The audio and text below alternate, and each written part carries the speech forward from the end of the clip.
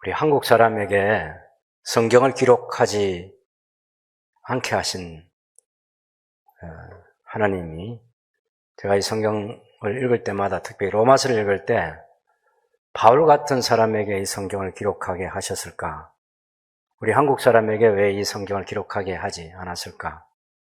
제가 한국 사람의 표준은 아니지만 제 생각에는 너무 간단하게 기록할 것 같아가지고 간단하게 기록하면 좋은 점도 있겠죠. 그런데 안 좋은 점 뭐냐면 하나님이 정말 깊이 있게 얘기하고 싶어 하시고 넓게 하나님의 마음이 어떤지를 알려주고 싶은데 뭐 한두 줄 이렇게 혹은 몇 줄로 끝내버리면 하나님 뜻을 다 전달할 수 없잖아요. 그래서 한국 사람에게 안 맡기신 것 같아요. 그래서 사도 바울이 이 로마서를 기록하게 하신 것은 로마서를 읽을 때마다 또 이 진리의 말씀을 함께 나누려고 하는 그런 시간이 올 때마다 하나님께 감사를 드리게 되는 것입니다. 바울은 1장 1절에 보면 자기가 복음을 위해서 하나님께 선택된 하나님의 종이라고 얘기했습니다. 그래서 로마 교회에 가서 이 복음을 나누어 주고 싶다고 얘기를 했어요. 로마 교회 성도들은 예수님을 믿는 사람들이에요. 당연히 로마 교회 성도들은 예수님 믿음으로 구원받은 사람이에요. 그런데 예수님을 믿는다는 뜻, 예수님 믿음으로 구원받았다는 그 뜻이 얼마나 깊고 오묘하고 넓은지를 충분히 알지 못하는 거죠. 바울은 자기가 1차, 2차, 3차 전도 여행을 다니면서 충분히 경험을 했습니다. 복음이 얼마나 영광스러운 것인지, 복음이 얼마나 놀라운 하나님의 선물인지 충분히 경험했어요. 그걸 이제 사역을 할 때마다 로마 교회 성도를 생각하고 그곳에 방문해서 그 성도들에게 얘기하고 싶었어요. 그런 신령한 교제를 하고 싶었는데 하나님이 허락을 해주지 않았습니다. 길이 열리지 않아서 바울은 로마서 1장에 보면 그가 고린도에 있을 때 사실 이 편지를 써서 로마 교회 성도를 붙이고 자기는 예루살렘으로 선교 1, 2, 3차 전도 여행을 마치고 예루살렘 구제비를 가지고 올라오면서도 이 복음을 생각했습니다. 그래서 예루살렘에 올라가면 결박을 당하게 되고 큰 환난을 겪게 될 거라는 그런 예언들이 있고, 그래서 함께하는 동료들이 눈물로 예루살렘에 올라가지 말라고 말렸습니다. 그때가 사도행전 20장 24절에 보면 여러분이 왜 울어서 내 마음을 상하게 하냐고, 나는 주 예수께 받은 사명 곧 하나님의 은혜의 복음을 증언하는 일을 마치려 하면 내 생명을 조금도 귀한 것으로 여기지 않는다. 그렇게 얘기할 때 그때 바울이 딱 하나를 얘기하는 것은 복음입니다. 복음. 복음을 위해서 하나님의 은혜의 선물을 나눠주는 그 일을 위해서는 내 목숨을 아까워하지 않는다. 내 목숨보다 더 귀한 것이 복음이라는 것입니다. 우리가 로마서를 보면 바울이 아마 그때 자기 가까운 사람들에게 얘기했던 그 복음은 고린도에서 겨울을 석 달 동안 지내면서 기록했던 이 로마서에 담겨있는 이 완전한 복음, 그리고 그 복음을 가지고 스페인까지도 가려고 했던 그 마음, 그래서 로마도 보아야 하리라고 생각했지만 로마가 끝이 아니라 스페인 땅끝이라고 그 당시에 여겨졌던 로마를 바라보았던 바울인데, 그 복음의 영광스러움 생각하면서 내가 이 복음을 위해서 그 복음을 증언하는 일을 마치려 하는 데는 내 생명을 조금 더 귀한 것으로 여기지 않는다. 생명보다 복음이 더 소중하고 생명보다 복음을 전하는 것이 더 가치 있다고 생각했습니다. 우리가 로마서 1장에서부터 생각해 온 것은 복음은 모든 믿는 자에게 구원을 주시는 하나님의 능력이기 때문에 복음은 가치가 있습니다. 복음 로마서 1장 18절에 3장 20절에 보면 복음은 범죄한 우리의 죄를 책임져 주시는 하나님의 은혜이기 때문에 복음 기쁜 소식입니다. 우리 인간이 할 수 있는 것은 이 땅에서 죄를 짓는 것밖에 없어요. 그것에 대한 우리 모두의 고백이 있습니다. 그래서 우리 인간이 가지고 있는 능력이라고 하는 게 대단한 게 아니고 우리 인간은 넘어지고 자빠지고 하는 것을 반복하는 것이 우리 인간이에요. 근데 복음은 하나님께서 그런 범죄한 우리가, 죄는 크고 작은 죄가 아니고 많다 적다가 아니고 죄는 로마서 1장에 보면 모든 죄가 사형에 해당된다고 그렇게 얘기하고 있습니다. 그런 죄를 지은 우리의 죄를 책임져 주시는 하나님의 은혜가 복음에 담겨 있다는 것이죠. 율법으로는 그 누구도 구원을 얻을 수 없어요. 그래서 이 죄에 대한 것은 이방인이든지 다시 말하면 유대인이나 유대인 아닌 모든 사람들이 다 똑같이 죄를 지었고 그 죄 때문에 사망에 이를 수밖에 없었는데 유대인들은 생각할 때 자기들이 아브라함의 자손이고 선택받았고 또 율법을 받았고 약속도 받았고 그렇게 해서 또 우리가 그 하나님과 언약을 맺은 표로서 그런 할례를 받았고 해서 우리에게 희망이 있지 않느냐 그렇게 생각하는데 하나님께서 그럴 생각을 하지 못하도록 하기 위해서 율법이라는 걸 주셨다는 겁니다. 율법이라는 거울을 가지고 보면 우리 모두가 다 죄인이고 율법이라는 거울을 가지고 보면 우리가 희망이 없구나 하는 그런 절망을 하게 된다는 거죠. 그것 때문에 율법을 주신 것이지 율법을 보면서 희망과 용기를 갖고 가능성을 갖도록 하기 위해서 주신 율법이 아니다. 왜냐하면 하나님께서 율법으로는 의롭다함을 육체가 없기 때문에 모든 사람은 다 율법 아래서 죄인이라는 것을 고백할 수밖에 없다는 거죠. 그것이 우리 모든 성도들도 동일하게 저와 같이 성경을 읽으면서 내가 죄인이구나. 그래서 죄를 지었구나. 그래서 하나님의 은혜가 필요하구나. 이것을 점점 더 많이 생각하면 할수록 주님께 더 가까이 가는 것이고 하나님의 율법의 말씀을 더 밝히 아는 시간이 가까이 오고 있다는 것을 알려주고 있습니다. 그래서 복음이라고 하는 것은 죄에 대해서 하나님의 진노가 불타오르는데 그것을 하나님께서 죄인들에게 쏟아붓지 아니하시고 우리를 책임져 주시고 하나님께서 당신에게 쏟으셨죠. 그것이 바로 하나님의 아들 예수 그리스도를 십자가에 매달리게 한 것입니다. 그렇게 해서 우리 죄를 용서해 주시는 거예요. 그래서 3장 21절부터 우리가 4장 25절까지 보면 우리가 누구도 의롭다함을 받을 육체가 율법으로는 의롭다함을 받을 육체가 없는데 하나님께서 새로운 한 의를 우리에게 허락해 주셨는데 그것은 예수 그리스도를 믿음으로 말미암는 의이고 이것은 유대인과 이방인들에게 차별이 없는 의다. 그렇게 말하고 있습니다. 모든 사람이 누릴 수 있는 의예요. 그것은 아브라함이 모든 민족의 조상으로서 유대인의 조상이 아니라 이스라엘의 조상이 아니라 아브라함 한 사람을 통해서 모든 민족을 복주시려고 하셨던 하나님의 그 계획이 성취되는 과정에 유대인이 있고 이방인이 있고 그런 거죠. 그래서 먼저 유대인에게 이 계시의 말씀을 주시고 그리고 예수께서 오셔서 그 이후로는 모든 민족이 그 복음을 듣고 그 십자가의 복음을 믿음으로 말미암아 의롭다함을 받게 하시는 그런 하나님의 새로운 의가 우리에게 나타났다고 말하는 것입니다. 그래서 이것은 자격이나 공로가 아니라 그냥 믿음으로 말미암는 의예요. 믿음으로 얻을 수 있는 의예요. 그게 우리의 공로, 우리의 자격이 0.00001%도 개입되면 안 되는 것입니다. 순도 100%의 믿음으로 완전한 하나님의 의를 선물로 받을 수 있다. 믿음이라고 하는 것이 믿음에 손을 내민다 그렇게 말할 때 그것이 공로가 아니에요. 거저 받는 거예요. 거저 받는 거. 믿음으로 받는 거예요. 그렇게 해서 의롭다함을 받은 사람이 된다고 하는 것. 그것이 복음이라는 것입니다.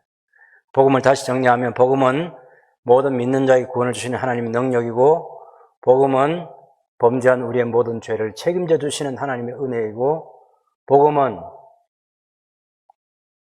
믿음으로 의롭다함을 받는 오직 예수 그리스도를 믿음으로만 옳다고 인정을 받는 하나님의 은혜가 복음이라는 것이고 오늘은 또 다른 측면에서 그러면 복음이 뭐냐?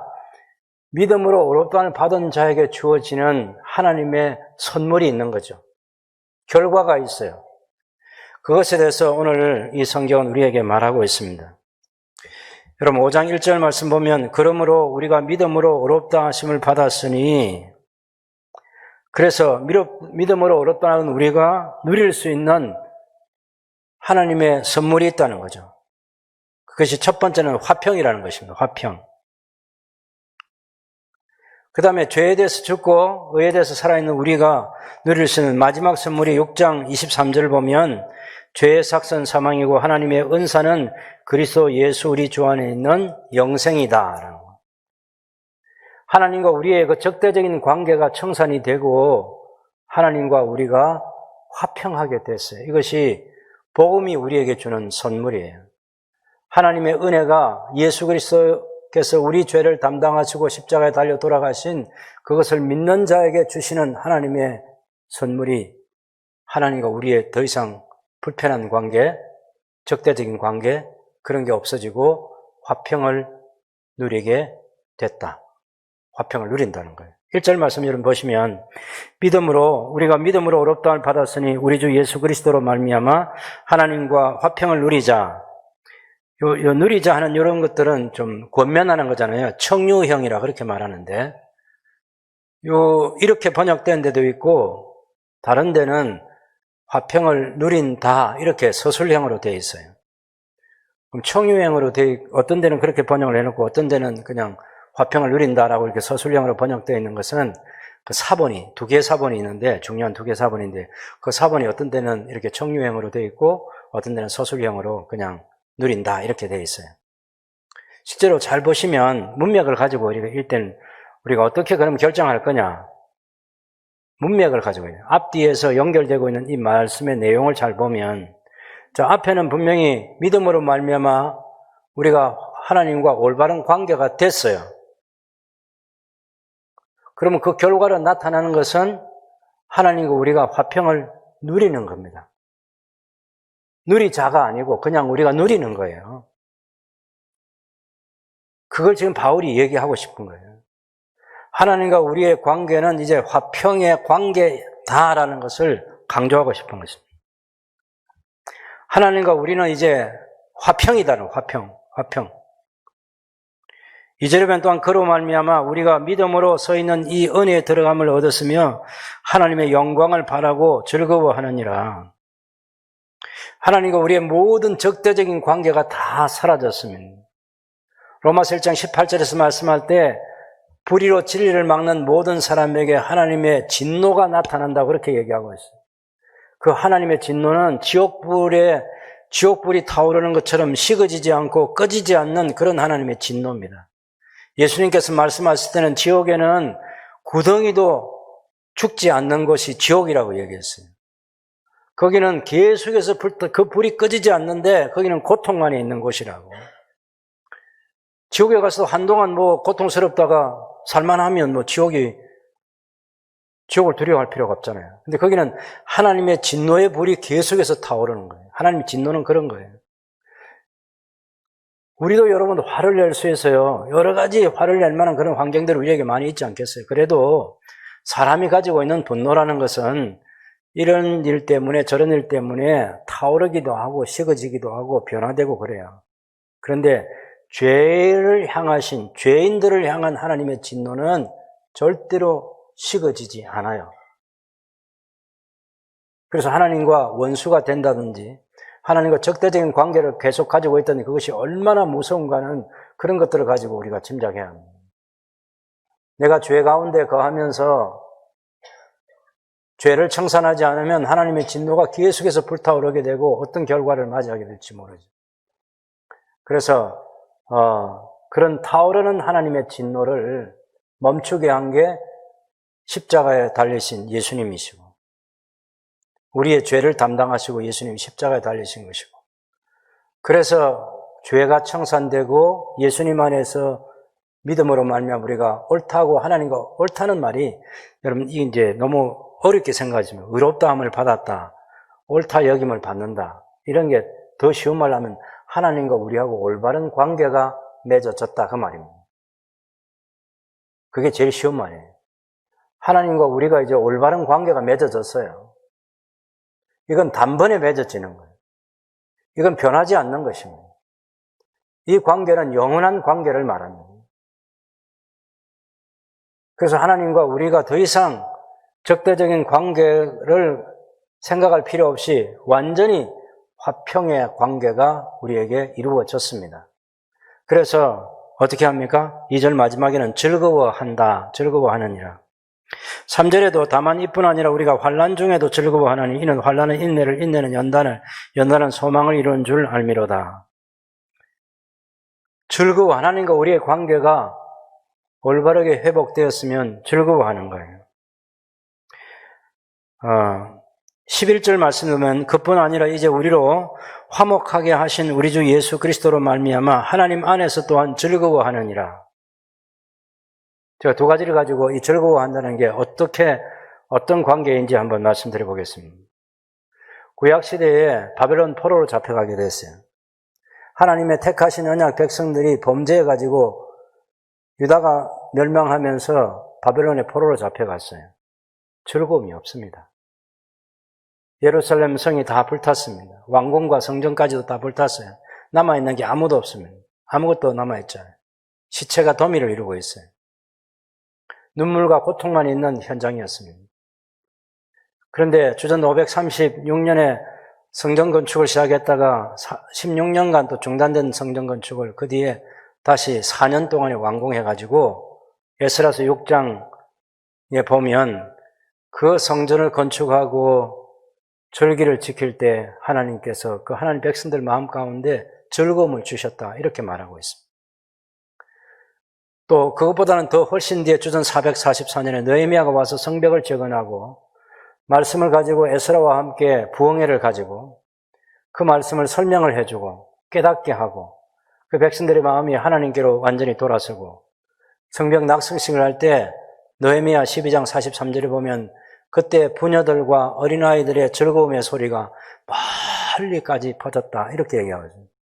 주전 586년에 눈물바다가 됐던 예레미야 선자의 그 창자가 끊어지듯한 그런 슬픔을 눈물로, 하나님의 눈물로 표현을 했는데 이제 백성들에게 142년 만에 즐거움을 주셨어요. 더 이상 우려될 이유가 없는 즐거움을 주신 거죠. 바로 그 즐거움입니다. 하나님과 관계가 완전히 회복됐어요. 그래서 그들이 즐거워할 수 있던 것입니다. 성전 건축을 해서 5가지 제사를 드리면서 하나님과 관계를 회복했죠. 에스라를 통해서 말씀을 들으면서 자기들의 삶의 잘못된 부분들을 청산을 했죠. 느헤미야가 와서 성벽 안전지대를, 삶의 안전지대를 만들어, 성벽을 만들어서 안전지대를 만들어주고 그 안에 거하게 하고 누구도 이제 하나님 언약 백성들을 해칠 수 없는 그런 환경이 되어서 제대로 하나님을 섬길 수 있는 그런 이스라엘이 됐습니다. 그때 하나님께서 주신 즐거움으로 즐거워하는, 더 이상 울지 않아도 되는 그런 삶의 환경을 하나님 만들어 주신 거죠. 그것이 구약에 나오는 그림이라고 하면 신약에는 우리가 예수님의 그 탕자 비유 보면 우리가 죄인들이 하나님께 돌아오는 그 역사에 대한 얘기를 할 때 그 탕자가 아버지의 재산을 다 탕진해버리고 돌아올 때는 종의 자격을 가지고 나는 이제 더 이상 아버지 집에 가서 내가 아들이라고 말하지 못하고 종의 한 사람으로 여겨달라고 그렇게 꼭 말씀드리겠다고 돌아올 때 그 아들을 맞아주는 아버지가 하늘과 아버지께 죄를 지었다고 고백하는 그 아들에게 더 이상 그 다음 말을 이어가지 못하게 하고 종에게 시켜서 얼른 이 아들을 시키고 이 더러운 옷을 벗기고 새 옷을 갈아입히고 그리고 신발을 신기고 가락지를 끼우고 그리고 살찐 소를 잡아서 먹고 마시고 즐기자고 잔치를 열자. 왜? 이 죽었던 아들은 다시 살아서 돌아왔다고. 그때 그 아버지가 마련해 주신 그 잔치에 참여하는 아들이 얼마나 기뻤겠어요. 그게 이 성경이 말하고는 즐거움입니다. 죄와 허물로 죽었던 우리에게 즐거움이 없습니다. 하나님의 영원한 진노가 불타올라서 우리에게 어떤 희망도 없어요.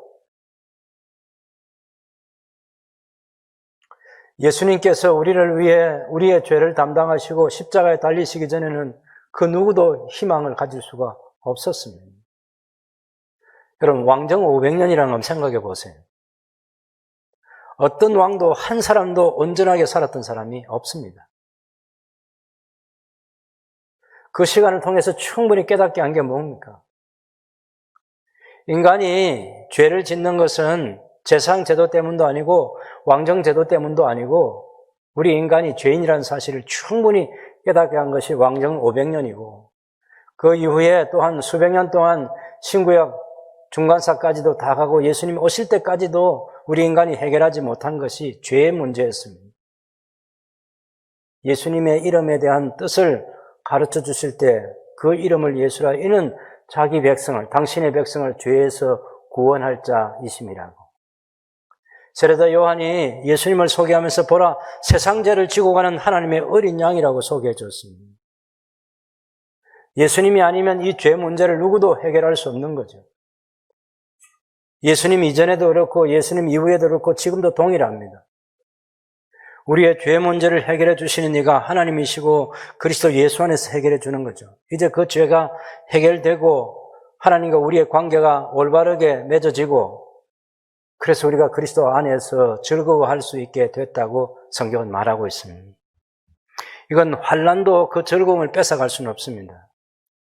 베드로 사도가 당시에 갑바도기아와 비두니아와 아시아와 여러 지역에 흩어져 있는 성도들에게 얘기할 때 베드로는 하나님께서 우리를 위해서 간직해 두신 그 선물이 있다.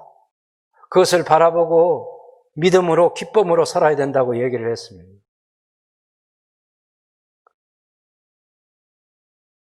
히브리서 11장에 보면 믿음으로 살려고 하는 사람들이 그 환난을 피해서 도망다니면서 때로는 짐승의 가죽을 뒤집어 쓰고 자기를 위장해야 되는 그런 시간도 있고 때로는 칼에 목베임을 당하는 그런 일도 있고 자기의 사랑하는 이를 순교자의 제물로 내어줄 그런 환경도 있지만 하나님께서 주시는 이 영원한 즐거움은 그 누구도 뺏어갈 수 없는 것이라. 환난은 인내를 낳고 인내는 연단을 낳고 연단은 소망을 이룬다 그렇게 말하고 있습니다. 그리스도 예수 안에서 구원받은 사람은 환난까지도 궁극적인 열매는 유익이라고 하는 것을 성경이 가르쳐주고 있습니다. 왜 그런지 그 이유를 5절에서 이렇게 얘기합니다. 소망이 우리를 부끄럽게 하지 아니하면 우리에게 주신 성령으로 말미암아 하나님의 사랑이 우리 마음에 부어바 됩니다. 예수님 믿는 사람에게는 성령을 선물로 주시는 것입니다. 성령께서 오셔서 우리 속에서 우리 곁에서 계셔서 우리를 진리 가운데로 인도해 주십니다. 여러분 우리가 알아야 될 것은 우리가 예수님을 믿는다고 할 때 성령님이 그 믿음 주시지 않으면 믿을 수 없습니다. 성령님께서 성경을 깨닫게 해주시지 않으면 아무리 읽어도 이해할 수 없습니다. 성령님께서 우리에게 기도를 가르쳐주지 아니하시면 한마디의 기도도 할 수 없습니다. 성령님께서 우리 속에서 역사하지 아니하시면 찬송을 우리가 부를 수 없습니다. 가사와 그 내용 모두를 동의가 돼야 될 거 아니에요. 우리 안에 성령님께서 계셔서 그 성령님이 우리에게 은사를 주셔서 어떤 이에는 말씀의 은사를, 어떤 이에는 믿음의 은사를, 어떤 이에게는 구제의 은사를, 어떤 이에게는 다스림의 은사를, 다양한 은사를 주셔서 주님의 교회를 유익하도록 섬길 수 있는 하나님의 사람이 되게 하시는 거죠. 여러분 우리가 비록 때로 넘어질 때도 있지만 분명한 것은 성령께서 우리 곁을 떠나지 않고 계신다는 사실입니다. 그 성령의 계심을 생각할 때마다 잊지 말아야 될 것은 성령이 계셔서 내게 이런 은사를 주셔서 살게 하시는 것은 하나님의 사랑이 우리에게 부어바 되었다는 사실을 증거해 주는 것입니다. 하나님의 사랑이 조금 나타난 게 아니라 큰 물동이에 물을 쏟아 붓는 것처럼 하나님의 사랑을 우리에게 그렇게 부어 주셨다고 이렇게 말하고 있어요. 하나님의 사랑이 우리 마음에 부어바 되었어요. 우리가 아직 그 이유를 설명합니다. 6절을 보라는 거예요. 6절. 왜냐하면 6절은 이유절이에요. 왜냐하면 우리가 아직 연약할 때에 기약대로 하나님이 정하신 때에 그리스도께서 경건하지 않은 자를 위하여 죽으셨도다. 경건하지 않은 정도가 아닙니다. 7절에 의인을 위하여 죽는 자가 쉽지 않고 선인을 위하여 용감히 죽는 자가 혹 있거니와 8절 다 같이 읽겠습니다. 우리가 아직 죄인되었을 때 그리스도께서 우리를 위하여 죽으심으로 하나님께서 우리에 대한 자기의 사랑을 확정하셨느니라. 의로운 자가 아닙니다. 착하게 사는 사람이 아닙니다. 착한 것도 아니고 또 죄를 짓는 것도 아니고 그냥 보편적인 사람으로 살아가는 것도 아니고 우리가 죄인 되었어요. 그 죄에 대해서 하나님의 심판은 확정적이고 영원합니다. 하나님의 진노는 식어지지 않는다고 말씀드렸습니다. 그런 죄인이었을 때 그 죄 문제가 해결되지 않는 상태에서 그리스도께서 우리를 위하여 죽으심으로 하나님께서 우리에 대한 당신의 사랑을 확정해 주셨다. 이렇게 말하고 있습니다. 이사야 53장 6절에 그가 찔림은 우리의 허물을 인하며 그가 상함은 우리의 죄악을 인함이라고. 6절에는 우리가 다 양같이 그릇 행하여 각기 제 길로 갔는데 하나님께서는 우리 무리의 죄악을 그에게 담당시키셨도다. 이렇게 말하고 있습니다. 우리의 죄를 하나님께서 예수님에게 다 담당시키셨어요. 죄 없으신 분입니다. 티 없이 순결하신 분이에요. 완전하신 예수께서 우리의 죄를 떠맡으셨어요. 아버지께서 예수님에게 그 죄를 다 지웠었어요. 그래서 예수님이 십자가에 달려서 엘리 엘리 라마 사박다니 내 하나님 어찌하여 나를 버리시나이까 외면하시나이까.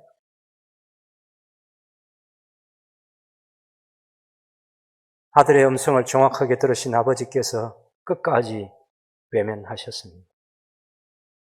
왜? 우리를 사랑하신 하나님의 사랑이 우리의 죄를 처리해 주지 않으면 그 사랑이 완성되지 않기 때문에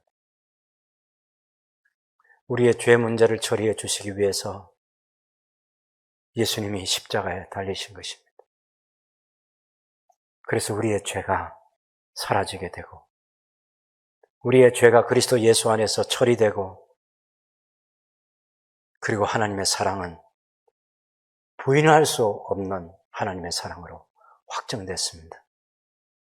여기 마지막에 있는 그 단어 확정하시느니라는 이것은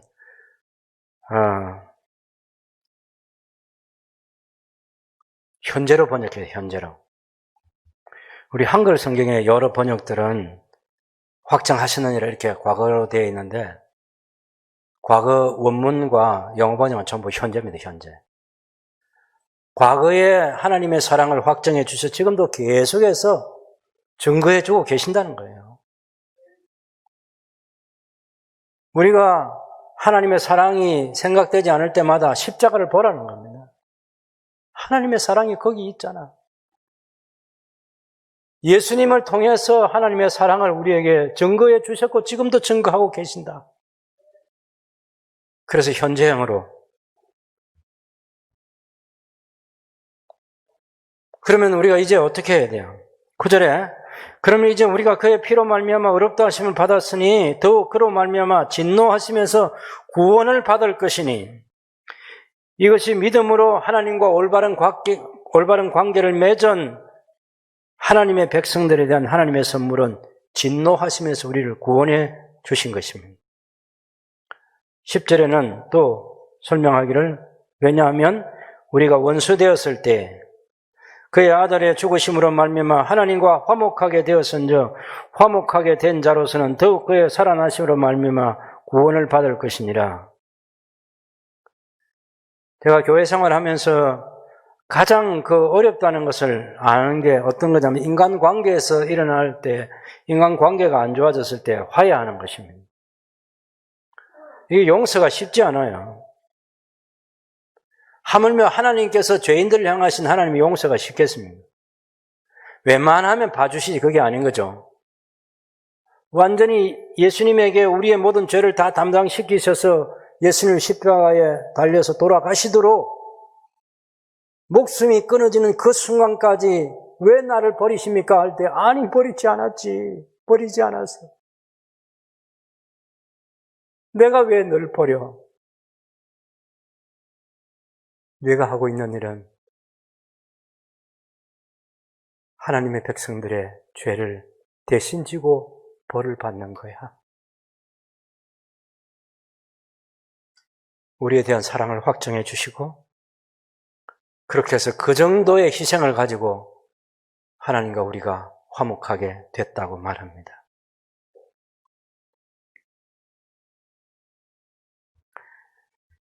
화목하게 된 자로서는 더욱 그리스도의 살아나심으로 말미암아 구원을 받을 것이냐. 그뿐 아니라 이제 우리로 화목하게 하신 우리 주 예수 그리스도로 말미암아 하나님 안에서 또한 즐거워하느니라. 그래서 우리가 즐거워할 수 있어요.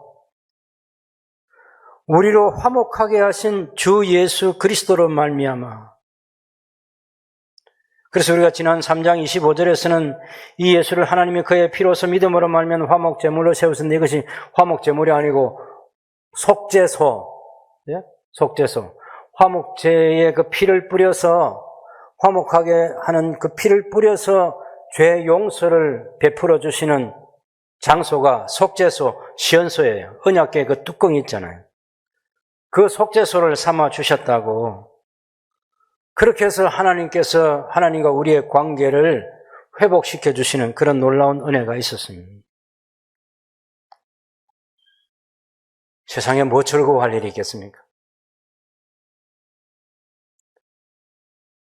기쁘고 즐거우려면 하나님과 나와 그 원수되었던 관계, 적대적이었던 관계, 나를 향해서 하나님의 진노가 계속해서 불타오르던 그 모든 것들, 예수님의 십자가 때문에 다 사라지고 관계가 회복되고 하나님과 우리가 이제 화평의 관계를 가지게 됐어요.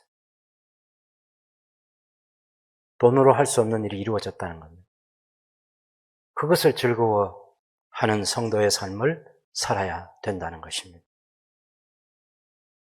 즐거워하느니라. 이 즐거움을 여러분 도둑맞지 않기를 바랍니다. 당연히 원수 마귀는 그런 것들을 도둑질해 가려고 하겠죠. 하나님의 은혜로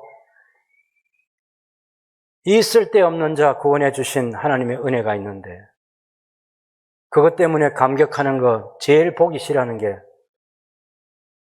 첫 번째 인간을 유혹해서 죄에 빠뜨린 그 마귀는 너무너무 좋아하겠죠.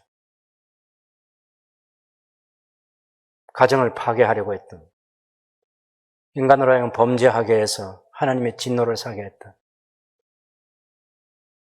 근데 하나님께서는 마귀가 더 이상 기뻐하지 못하도록 당신의 아들을 십자가에 매다신 것입니다. 그리고 우리의 모든 죄를 다 처리해 주셨어요.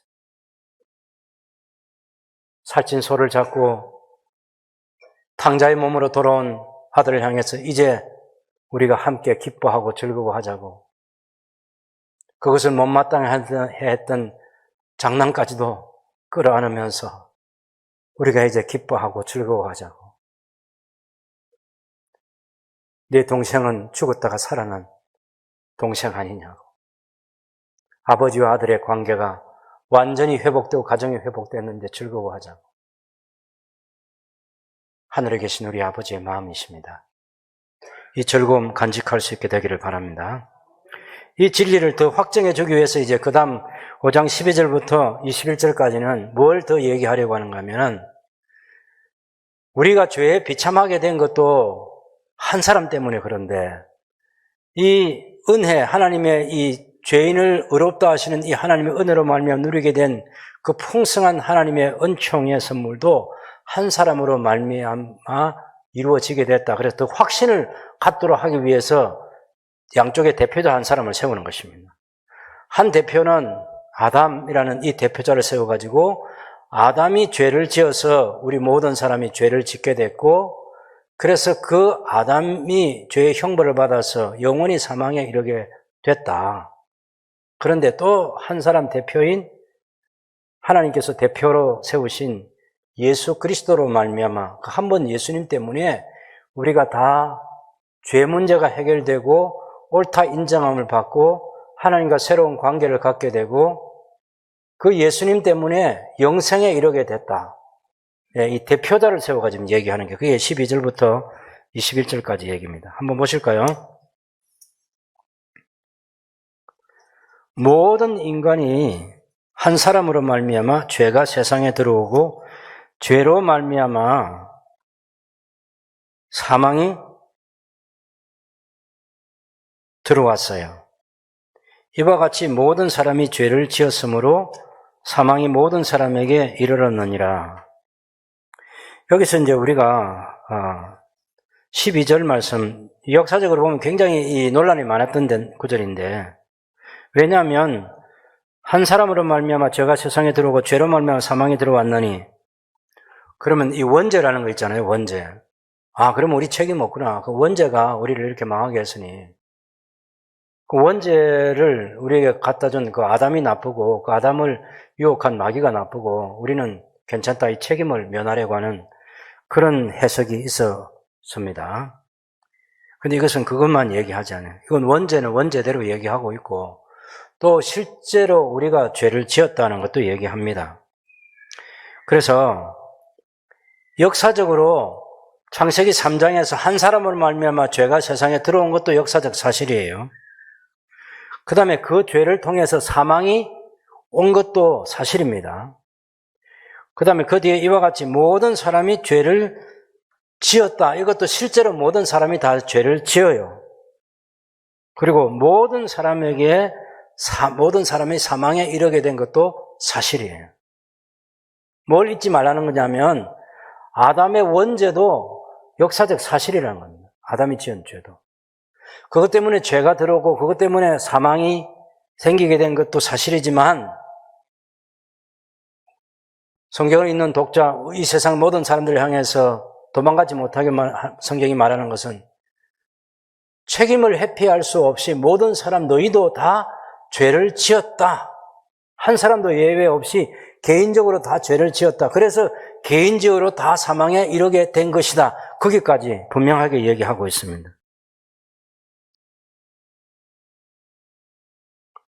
죄가 율법이 있기 전에는 세상에 있었으나 율법이 없을 때는 죄를 죄로 여기지 아니했을 뿐이지 죄는 있었다는 얘기죠. 14절에 그러나 아담으로부터 모세까지 아담의 범죄와 같은 죄를 짓지 아니한 자들까지도 사망이 왕노릇하였으니 아담은 오실자의 모형이라. 여러분, 모세가 율법을 주기 전에도 죄가 있었잖아요. 가인이 동생 아벨을 죽였어요. 그때 하나님께서 가인에게 죄가 내 문 앞에 엎드리는데 너 죄 다스려라. 내가 네 예배를 안 봐줬다. 왜 얼굴이 불그락 풀어라 하느냐고. 죄가 엎드리는데 너 죄 다스려야 돼. 동생을 죽이고 싶은 마음이 그때 가인에게 있는 거죠. 그 행동으로 옮겼고요. 그것이 죄입니다.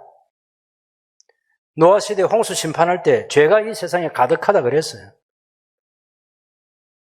근데 모세 때까지는 하나님께서 아담의 범죄와 같은 죄를 짓지 아니한 자들에게도 사망이 왕노릇해서 죽었다는 거예요. 사람 개인적으로 12절에서 얘기한 것처럼 다 죄를 지어서 그래서 피할 수 없이 죽는다는 거예요. 그런데 15절을 보면 그러나 이 은사는 그 범죄와 같지 아니하니 곧 한 사람의 범죄를 인하여 많은 사람이 죽었은즉 더욱 하나님의 은혜와 또한 한 사람 예수 그리스도의 은혜로 말미암은 선물을 많은 사람에게 넘쳤느니라. 이 선물은 범죄한 한 사람으로 말미암은 것과 같지 아니하니 심판은 한 사람으로 말미암아 정죄에 이르렀으나 은사는 많은 범죄로 말미암아 의롭다 하심의 이름이니라 그랬어요.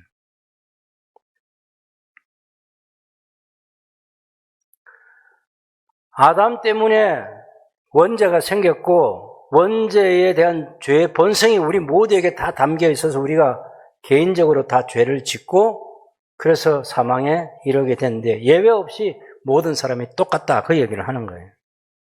그런데 예수님의 은혜는 그 한 사람의 범죄 때문에 죄의 영향이 그렇게 컸던 것처럼 예수님께서 베푸시는 그 은혜의 영향력 또한 비교할 수 없이 크고 많아서 많은 사람을 하나님과 올바른 관계를 갖도록 해 주셨다고 그 얘기를 하는 거죠.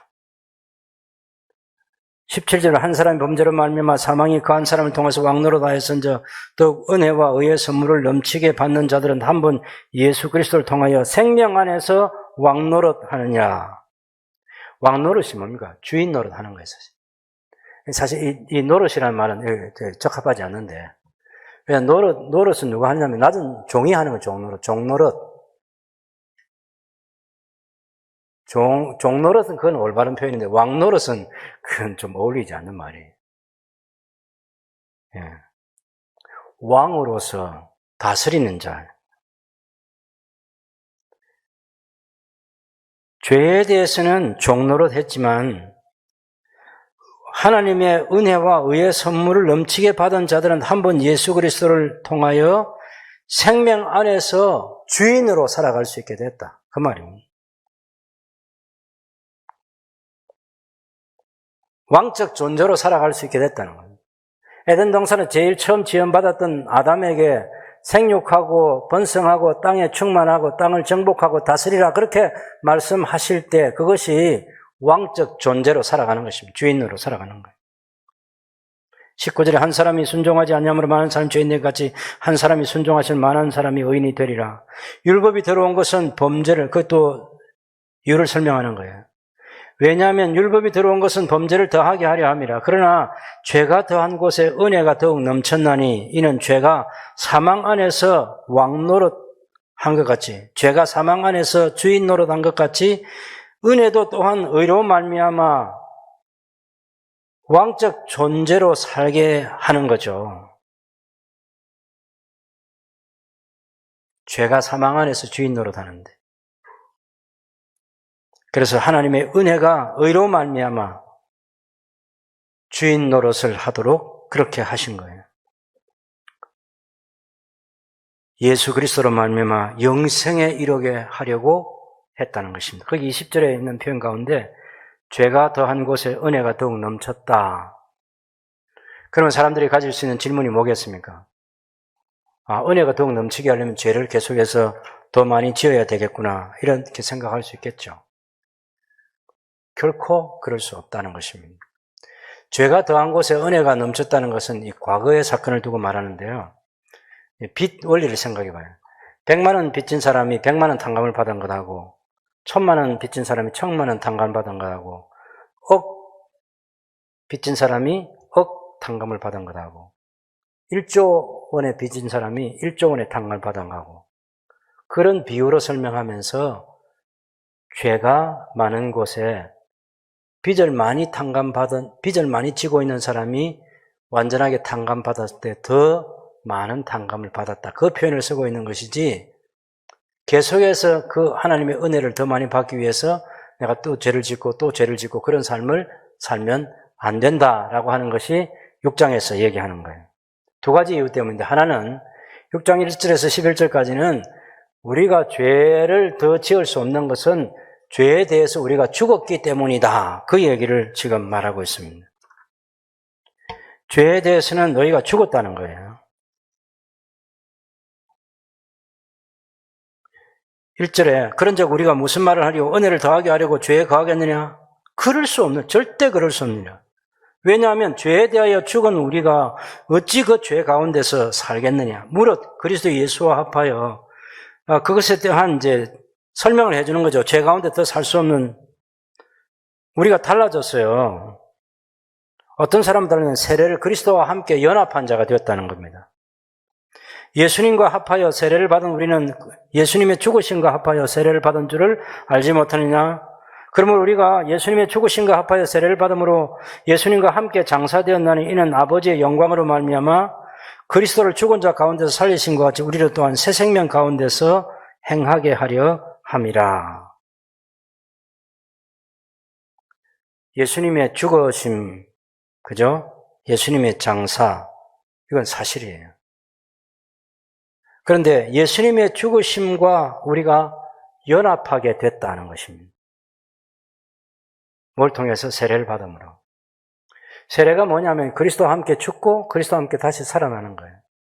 물론 우리가 실제로 예수님과 그 뒤에도 나옵니다만은 우리가 6절에 보면 우리가 알거니와 우리 옛사람이 예수와 함께 십자가에 못 박혔다니 하는 것은 실제로 우리 몸이 십자가에 못 박혀 죽은 이런 상태를 얘기하는 거 아니고 영적으로 그렇게 됐다는 걸 얘기하지 않습니까? 우리가 십자가에 못 박혔다는 것이에요. 세례를 받음으로 그리스도와 함께 죽고 그리스도와 함께 다시 살고 그렇게 연합이 됐다는 겁니다.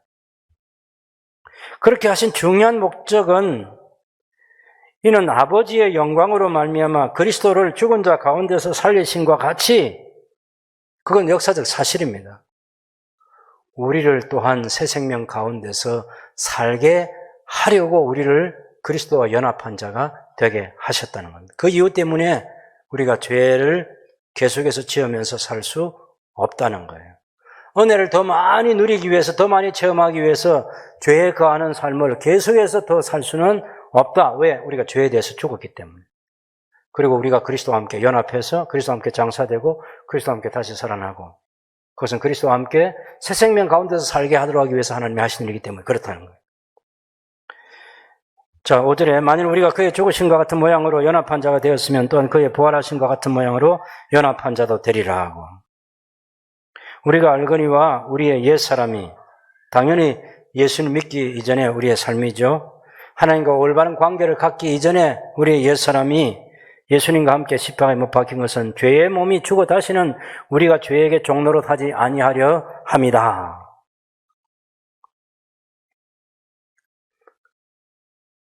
죄를 주인으로 모시고 사는 그런 종노릇은 우리가 하지 않아요. 이는 죽은 자가 죄에서 벗어나 의롭다 하심을 얻었느니라. 그리스도와 함께 죽은 우리가 죄에서 벗어났어요. 그리스도와 함께 십자가에 못 박힌 우리가 죄에서 벗어났어요. 죄가 우리를 지배하는 데서, 죄가 우리 죄의 형벌로부터,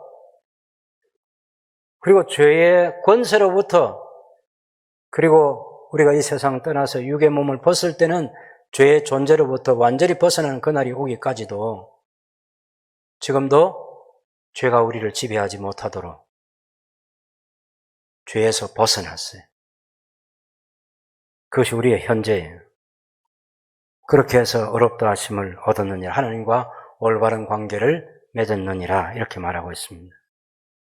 만일 우리가 그리스도와 함께 죽었으면 또한 그와 함께 살 줄을 믿노니 이는 그리스도께서 죽은 자 가운데서 살아나셨음에 다시 죽지 아니하시고 사망이 다시 그를 주장하지 못할 줄을 알미라.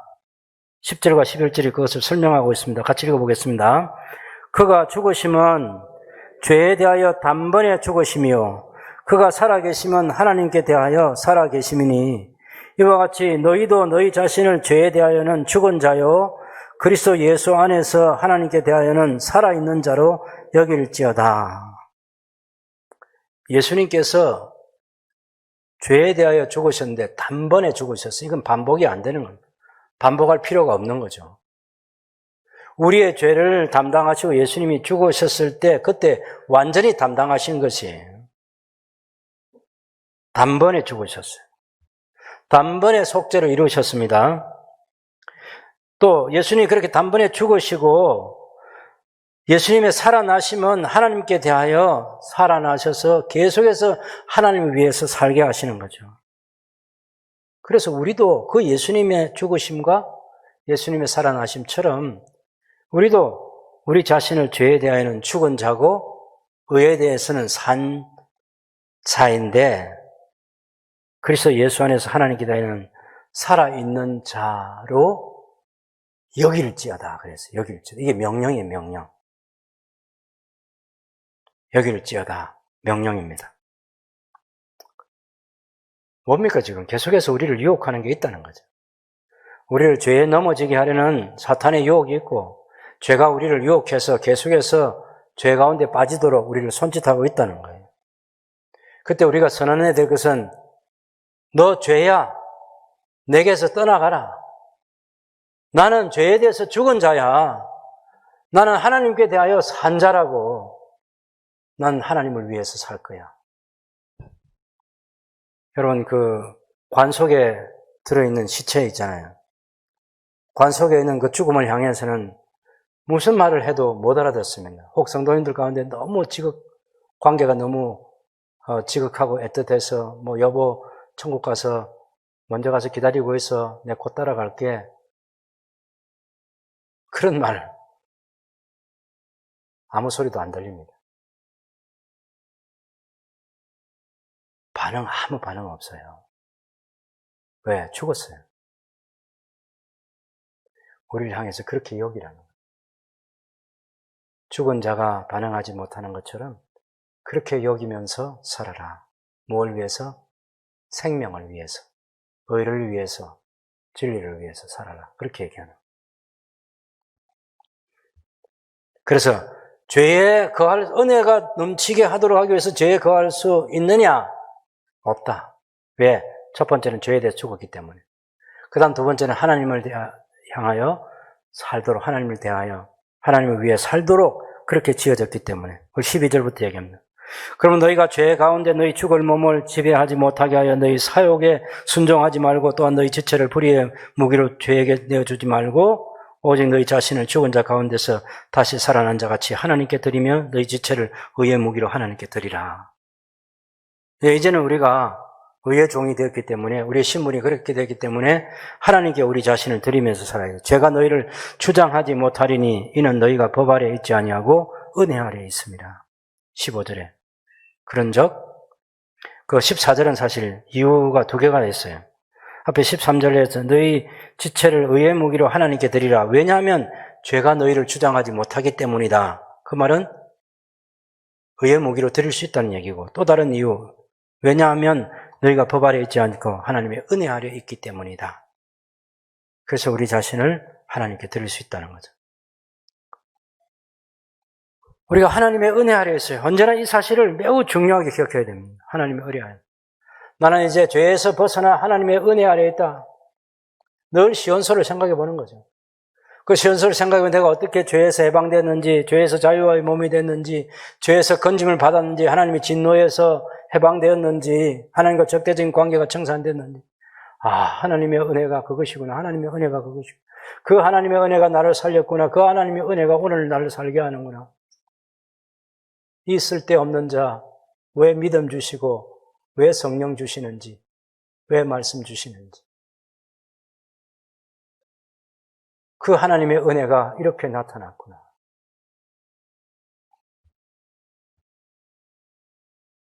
17절을 보시면 하나님께 감사하리로다. 하나님께 감사하리로다. 너희가 본래 죄의 종이더니 너희에게 전하여 준 바 교훈의 본을 마음으로 순종하여 죄로부터 해방되어 의에게 종이 되었느니라. 너희 육신이 연약함으로 내가 사람의 예대로 말하니 전에 너희가 너희 지체를 부정과 불법에 내주어서 불법에 이른 것 같이 이제는 너희 지체를 의에게 종으로 내줘 거룩함에 이르라. 부정과 불법이 우리에게 오면 못 줘. 그리고 의가 우리 앞에 이러면 기쁨으로 그 의한테 우리를 드리라는 겁니다. 너희가 죄의 종이 되었을 때는 의에 대하여 자유로웠느니라. 너희가 그때 무슨 열매를 얻었느냐? 이제는 너희가 그 일을 부끄러워하느니 이는 그 마지막이 사망이나. 부정과 불법에 우리를 내어주면 그것 마지막이 사망인데 이제 우리는 사망에 우리 자신을 내어주지 말고 영생에 내어줘야죠. 22절, 23절 같이 읽어보겠습니다. 그러나 이제는 너희가 죄로부터 해방되고 하나님께 종이 되어 거룩함에 이르는 열매를 맺었나니 그 마지막은 영생이라. 죄의 삭선 사망이요 하나님의 은사는 그리스도 예수 우리 주 안에 있는 영생이니라. 여러분 잊지 맙시다. 우리 모두가 의의 종이고 우리 모두가 하나님의 종이에요. 그래서 의에게 우리 자신을 내어주고 하나님께 우리 자신을 내어주고 그렇게 계속해서 내주면서 살다 보면 영생에 이르게 되는 거예요. 여러분 신자가 죄를 완전히 짓지 않을 수 있는 능력을 슈퍼 능력을 가지고 있다. 그 얘기를 하는 게 아닙니다. 성경은. 죄의 유혹을 받을 수 있어요. 죄를 지을 수 있어요. 계속해서 죄를 지을 수는 없다고 성경이 말하는 거예요. 예수님께서 우리에게 가르친 기도도 그 기도입니다.